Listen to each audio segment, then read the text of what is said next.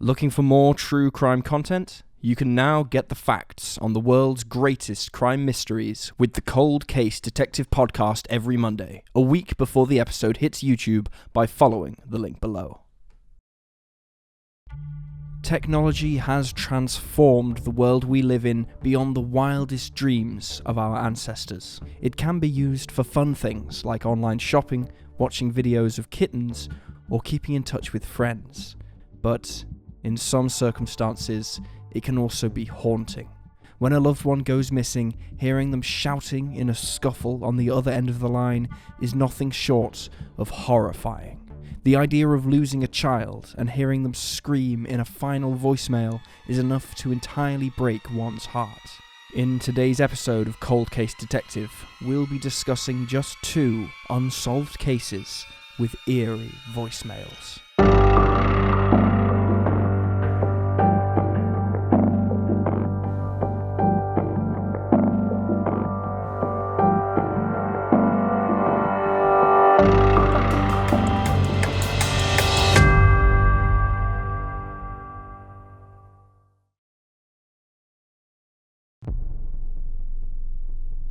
Dyanne Orchids. Born February 21st, 1958, Dyanne Louise Orchids spent most of her years living a fairly ordinary life in Florida. A stay-at-home mother to 3 children in the 1970s and early 80s, Dyanne was eventually diagnosed with bipolar disorder, which caused her life to spiral beyond her control. Following the removal of her children from her custody in 1988, and a divorce from their father in 1991, Dyanne began delving into the grim world of drug and alcohol abuse, often neglecting to take the medication which would help with her disorder. During the following years, she was arrested for minor offences. According to her mother, she was taken into police custody at least 32 times under Florida's Baker Act, which allows a judge, a police officer, or a doctor to determine if an individual requires an involuntary medical exam. She was also prone to befriending the wrong people, and had a tendency to trust everyone she met, and could often be seen talking to herself. This combination of mental illness and a trusting nature could ultimately be what led to the disappearance of the 40-year-old in 1998. At the time of her disappearance, Dyanne was believed to be staying with her sister Deborah temporarily in Hudson. She was seen leaving this shared residence in Hudson on April 10th. A day later, a witness saw Dyanne walking north on the US 19 near New York Avenue in Hudson. She was never seen again. Fast forward a few days to April 13th, and Dyanne's mother, Mildred Young, came home to a chilling voicemail from her daughter, where she heard Dyanne say, "Help! Help! Let me out!" There was also a noise consistent with a scuffle taking place, and someone attempting to take the phone away. Dyanne then cried out, "Hey, give me that!" before the call ended. Upon checking the caller ID, Mildred was led to a business called Starlight in the Odessa area, but when she called the number back, it rang out without answer. When police later investigated, 6 establishments named Starlight were located within a 45-mile radius. However, none of them were specifically in Odessa. Armchair detectives have wondered if perhaps Starlight was the name of the LLC, but not the local business. At this point in Dyanne's tragic story, many have asked the question, why did Mildred not immediately contact the police? This is a reasonable question to ask, and nobody has a direct answer, although online sleuths have suggested that perhaps Mildred was just used to her daughter getting into mild trouble due to the regrettable fact that she simply often didn't take her medication. This was perhaps somewhat usual behaviour. Just 2 weeks before Dyanne went missing, she had spent several weeks in a mental facility. Mildred and other members of Dyanne's family agree that the 40-year-old should never have been released, citing that she needed institutionalized care. Several days later, on April 15th, Dyanne's severed fingertip was found at the roadside of the US 19 New York Avenue area, the same place she had been seen on April 11th. The fingernail sported the same coral colour that Dyanne was last seen wearing, and the fingertip was specifically her right middle finger, just above the first knuckle. It was located first by a woman, but she assumed it was just a prank and left it. However, after telling her boyfriend that night, he worried that perhaps it was real, and they went to look for it the next day. According to reports, both halves of the couple described the fingertip differently, leading police to wonder if there were multiple fingertips along the roadside, but they only ever located one. The fingerprint from this severed finger matched Dyanne's criminal record. Also, at some point between the 10th and 18th of April, Dyanne's house was robbed. It is unknown if this was done in connection with her disappearance, or if it was by local teenagers who knew the house was empty. 2 weeks later, and a bag of Dyanne's neatly folded clothing was found located inside the outdoor freezer of a convenience store where her sister Deborah worked, in Odessa. There were some conflicting reports about whether Deborah found the bag herself, but most reports state that her boss found it and then contacted her. As Dyanne was a regular customer, the store manager was familiar with the clothing and the bizarre circumstances surrounding the 40-year-old's disappearance.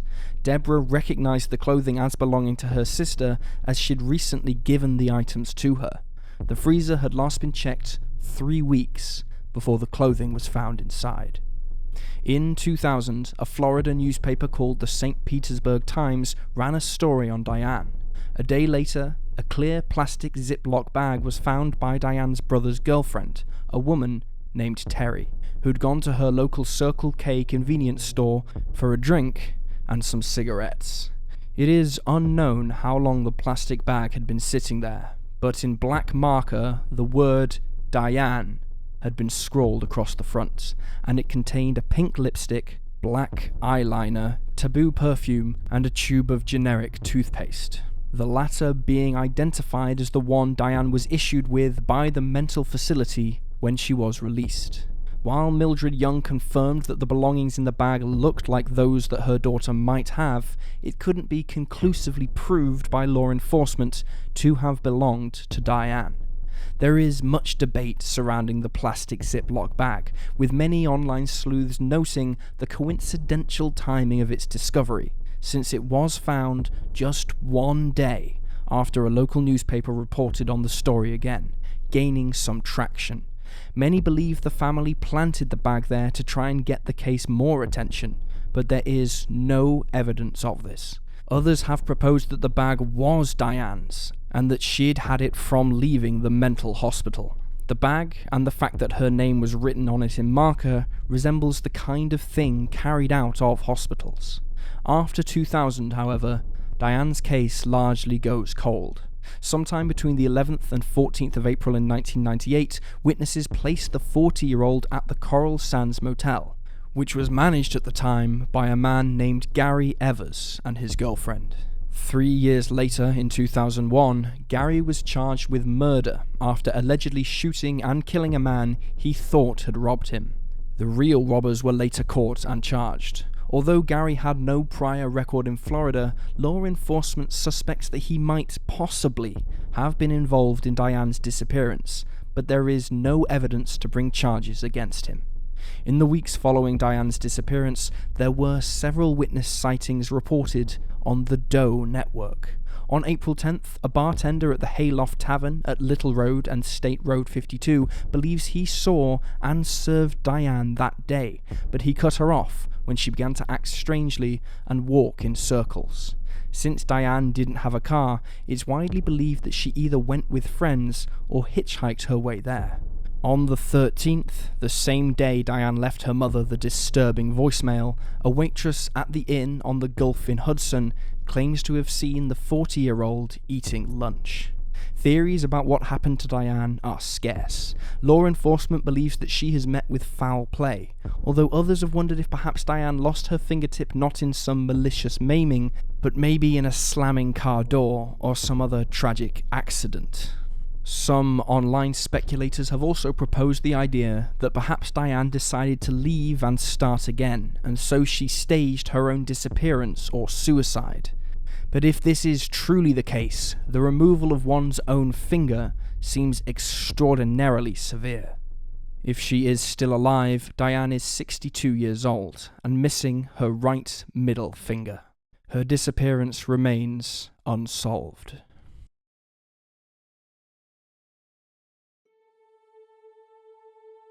Faith Hedgepeth. Faith Hedgepeth was born on September 26, 1992, in Warren County to Connie and Roland Hedgepeth, who divorced within the first year that their second child entered the world. Faith was a member of the Haliwa-Saponi Native American tribe and had a sister who was 18 years her senior. Growing up, Faith lived with her mother and her big sister Rolanda, who essentially acted as a second mother to her. Throughout school, Faith was an honor student, a cheerleader, and a member of multiple clubs and activities. She was intelligent, popular, and friendly, and worked hard to secure herself a scholarship. She was considering entering into a teaching or pediatrician career and hoped to be the first in her family to graduate from university. In 2012, Faith was an undergraduate in her third year at the University of North Carolina in Chapel Hill. At the time of her death in September, the 19-year-old was temporarily staying in an off-campus, one-bedroom apartment at the Hawthorne between Chapel Hill and Durham. She was staying with one other student, Karina, whom she had known since freshman year, but planned to move out on her own when her financial aid came through. For some time during her stay, Karina had her boyfriend living with them too. Eric Jones was extremely violent and would often assault his girlfriend. Eventually, Karina ended the relationship and he moved out. But that wasn't the last that the young women would see of Eric. In early 2012, just months prior to Faith's death, Eric attempted to break into the apartment twice. He also reportedly resented Faith for her influence over Karina, and during a phone call with her, he threatened to kill her if he couldn't get back together with his ex-girlfriend. On the night of September 6, 2012, after spending some time at the library, Karina and Faith returned home to the apartment, and then headed out again at 12:30 a.m. to a nightclub called The Thrill. The club was apparently open to under 21s who wanted to dance. The pair arrived at 12:40 a.m. and after approximately 1.5 hours of dancing, they left as Karina said she had an upset stomach and was feeling unwell. The two women left the club just after 2 a.m. Around 3 a.m., a woman who lived below the shared apartment who was awake and watching TV noted hearing 3 thumps, like furniture being overturned or a heavy bag being dropped. At this time, Faith's Facebook was accessed. Then, at 3:40 a.m., a text was sent from Faith's phone to one of Karina's ex-boyfriends, a man named Brandon Edwards. It read, "Hey, B, can you come over here please? Rosaria, which is Karina's last name, needs you more, aha. You know. Please let her know you care." 3 minutes later, another text was sent. It simply read, "than," and is believed to have been a spelling correction to the word aha in the previous text. At 4:16 a.m., Brandon responded to the text, asking who was sending them. Meanwhile, Karina's phone records show that she tried to call Brandon around this time, but he didn't answer. She then rang a football player she knew, Jordan McCrary, who picked her up from the apartment around 4:25 a.m. According to Karina, she left Faith asleep in the bedroom and left the apartment door unlocked. It's unknown exactly why she did this, considering just a few months ago, her abusive ex-boyfriend had been trying to gain access to the apartment. Karina and Jordan drove to the home of an acquaintance of theirs, arriving just after 4:30 in the morning. 6 hours later, at 10:30 in the morning, she decided to try and get home. She called Faith, but there was no answer. So instead she phoned a friend who drove over to pick Karina up just before 11 a.m. Back at the apartment, Karina and her friend entered, calling out for Faith. When she didn't answer, they made their way through to the bedroom, where they found her bloodied, wrapped up in a quilt, and nude from the waist down. She was face up and hanging half off the bed. There is much speculation about the 911 call made by Karina at this point. Some online sleuths and even a few journalists believe that the voice on the other end of the line isn't Karina at all, but is the voice of her friend, who gave Karina's name instead of her own for unknown reasons. Others have wondered why the two young women decided to stay in the apartment after making such a horrifying discovery, and knowing that an attacker had not long left. It's also noted that Karina seems very reluctant to check if Faith is actually still alive or not. A neighbour who was interviewed by Crime Watch Daily noted that she was shocked when she found out a murder had occurred in the apartment, and when she saw the girls leaving home, Karina's friend was crying, but Karina herself was on the phone and appeared calm. Faith had been bludgeoned to death, specifically with a bottle of Bacardi rum. The bottle was intact. Semen was found at the scene, although whether Faith was sexually assaulted or not is hard to say, as the majority of reports, and even police themselves, are unclear about this. Faith's older sister, Rolanda, told Crime Watch Daily, quote, "I'm not quite sure why they won't exactly say she was raped. It's possible the semen from the scene was from someone Faith had had consensual sex with, but if that's the case, why haven't they come forward? Some online sleuths have speculated that the semen was some kind of red herring, as the investigation feels somewhat stalled until police have a match, but the semen does match other DNA samples found around the apartment. Of course, the initial suspect in Faith's case was Karina's ex-boyfriend Eric Jones. Given his violent past and the fact he had threatened the young woman, it seemed likely that he was responsible for her demise. On the night before the murder, he had texted an acquaintance around 6 p.m. asking for forgiveness, quote, "for all I am about to do." He also tweeted it. 3 days later, he made a Facebook status reading, quote, "Dear Lord, forgive me for all my sins and the sins I may commit today. Protect me from the girls who don't deserve me and the ones who wish me dead today." All of this combined seems very ominous. However, Eric's DNA did not match the semen or other samples found in the apartment. Reportedly, Brandon Edwards, along with several other men from the nightclub who'd been seen with the young women, were also given DNA tests, but none of them matched the samples from the crime scene. Within days of the horrifying crime, the university's Board of Trustees, the local Crime Stoppers chapter, the apartment complex, and the Halawa Saponi tribe had put together $29,000 in reward money for anyone who could lead police to an arrest. Police hoped this would encourage people to speak out, especially given their own limited resources, but sadly, it did not. 2 months later, the Northern Carolina governor added a further $10,000 to the reward, but this still did not entice answers. The investigation into Faith's brutal and unjust passing by Chapel Hill police was kept tightly under wraps. For several years, evidence and records were kept sealed to news reporters and even the family. This led to a lot of controversy in the case, with many journalists and even the local student paper believing that the police were attempting to cover up huge mistakes in the initial investigation. This was given further credence when, in April of 2014, a reporter called Chelsea Dulaney took it upon herself to speak to neighbours and locals and discover what they knew. 2 neighbours reportedly told her that while the police sealed off the 4-unit block with crime scene tape, they only searched Faith's apartment and nobody else's. They also neglected to explore the woods behind the apartments. The authorities only then returned once to investigate one other flat. They apparently did not canvass the area or carry out interviews with neighbours, and Faith's car was left unsecured while police searched her apartment. Dulaney also spoke to the owner of a towing company who had the contract for the Thrills parking lot. He had CCTV in place, but police didn't ask for it for months after the slaying, and by that time, the footage had already been recorded over. Throughout the first several years of the investigation, there was much back and forth between the student paper at Faith's University, other local papers, and the authorities about releasing the information they had.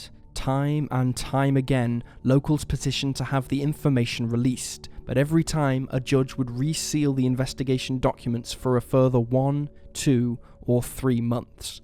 In January of 2013, police announced that the DNA they'd found at the crime scene belonged to a male. Following this, the FBI developed a profile. They believed the unidentified man likely lived near her in the past, expressed an interest in her, and would have changed his behavior since the crime, likely being overly and unusually interested in the case. In September 2013, the records were still sealed. The Chapel Hill PD requested the assistance of the North Carolina State Bureau of Investigation, which helped out in the early days of the investigation. In March of 2014, the Daily Tar Heel, which was the University of North Carolina's student paper, came together with other local news companies to oppose the district attorney's motion to extend the seal on the records for another 60 days. The DA argued that the investigation would be hindered if the records were released, and so they remained sealed. Finally, in July of 2014, the records were released. A few months later, Faith's autopsy report was released, confirming that she had passed away from blunt force trauma. She had numerous cuts and bruises, injuries to her hands, and blood under her fingernails, suggesting that she put up a ferocious fight against her attacker. One of the most peculiar clues found at the scene of the crime, however, was an odd note left near Faith's body on the bed. It read, quote, "I'm not stupid, bitch. Jealous." It appeared to be written in ballpoint pen on a white paper bag, like those used for takeaways. The bag is believed to have possibly come from Time Out, a popular 24-hour restaurant in Chapel Hill that would have been the only place open at the time Karina and Faith left the club. The pen used to write this note had on it the same DNA as those other samples found around the apartment. Although investigators haven't done analysis of the handwriting, Crime Watch Daily hired Peggy Waller to take a look at the evidence. Since the paper was clean of blood, it was either written before the homicide took place or was written somewhere outside the bedroom. The note was, possibly, written using someone's non-dominant hand as a means to disguise their own script, and the person writing it was particularly agitated. Journalists and armchair detectives alike have speculated about other theories. Was the writing meant to be read in a different order? For example, "I'm not jealous, stupid bitch" makes more sense, or maybe there were multiple writers.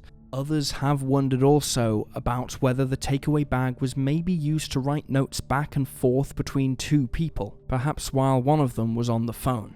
It's also been suggested that perhaps the note was a red herring. Why would the killer leave a note like that? It seems to pit evidence against themselves, which seems rather redundant. Besides, by the time the note was left, Faith was already deceased, so what point was there in leaving it behind? Then, another startling piece of evidence came to light. Faith was reportedly well known by her friends to pocket dial people, and this occurred on the night of her murder. The friend didn't answer the call, so a voicemail was left. It's extremely difficult to make out anything on the voicemail, but Faith can be heard alongside at least one man and one other woman. The message was left at 1:23 a.m. on September 7th. At this time, Faith and Karina would have been in the club. Crime Watch Daily hired an audio expert named Arlo West to try and enhance the recording to make the dialogue understandable. With this in mind, Arlo's findings have received a mixed reaction. While some think he's onto something, others have attempted to discredit him. According to Arlo, he can hear Faith screaming and crying in some sections of the voicemail, at one point saying, "Get off me," while another point, a male says, "I think she's dying," and a female voice says, "Do it anyhow." He also believes he hears the name Rosie and Eric, with Rosie being a nickname for Karina Rosario. Another male voice is believed to say, "Just throw it in the river," and mention duct tape. Arlo believes that on the recording there are multiple male parties and two females, with one of those being Faith. Her own father believes it's her voice screaming on the voicemail. While some people believe that this was a fight occurring in the club, Arlo West disagrees, stating his belief that this was a recording of Faith being attacked at home. He sent Chapel Hill PD the recording along with his transcript, but the authorities are unsure what to make of it, considering they placed Faith's death around 4 in the morning. Arlo, however, pointed out that there was a glitch on iPhones that sometimes made voicemails appear 3 hours behind. In September of 2016, the police revealed an image generated by Parabon Nanolabs, a genetic testing company in Virginia. The image was of what the suspect might look like based on his DNA profile. The suspect is described as being strongly Native American and European mixed ancestry, or possibly Latino. Most genetic markers pointed towards Mexican and Colombian ancestry, with other South American or African countries making up the balance. With over 80% confidence, it's believed the suspect would have an olive skin tone, with either a few freckles or none, and black hair. Authorities believe that Faith's slaying was not a crime of opportunity, but that it was carried out by someone in her social group. Of the 2,000 people authorities interviewed, 750 had DNA samples taken. From mapping the relations between each other and between Faith, police narrowed their suspect pool down from 1,000 to 10 people. One journalist from the News and Observer, who has been extremely vocal about the case, Tom Gasparoli, said in 2017 that he believed the killer was probably just outside Faith's social group, as otherwise investigators would know who it was by now. Perhaps the killer was acting out in anger at some sort of grievance the 19-year-old caused someone else close to her. The most common theory in Faith's case is that Karina was the one to kill her. Jordan may have provided her with an alibi, but many point out her shady behaviour of leaving the door unlocked and the way she acted on the phone as being indicators of knowing more than she is letting on. It also appears to some that Faith was killed in some sort of fit of rage, and the killer used whatever was to hand.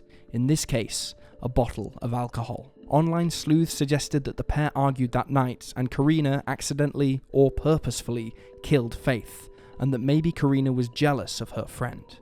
Others proposed the theory that Karina's ex-boyfriend, Brandon Edwards, had some sort of fling or feelings for Faith, and that Faith reciprocated them, which led to a fight between the two roommates. Perhaps the access to Faith's Facebook account was Karina checking her messages for ones from Brandon. It is widely believed that Karina Rosario and Eric Jones removed their social media platforms shortly after Faith's death, but many reports don't comment on this aspect of the story. Regardless, Karina has left North Carolina since the murder, and while she was apparently cooperative with the police, she refuses to speak with interviewers and journalists. Eric is much the same, declining to speak with reporters often.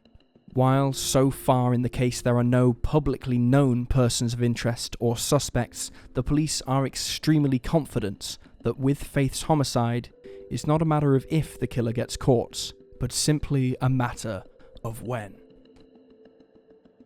And there you have the facts.